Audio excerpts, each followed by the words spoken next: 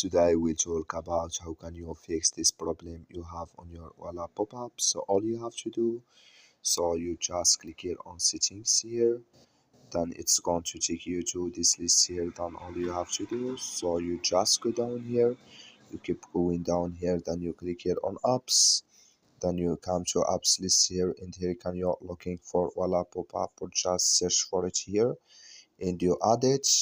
So then you click on it here, then it's going to take you to next step here. Then all you have to do, so you just click here on force stop, then you click here on OK, then you go down, click here on storage here, then it's going to take you to this list here. So then all you have to do, just click here on clear cache, then you just turn off your Wi-Fi and turn on it, then it's going to work with you.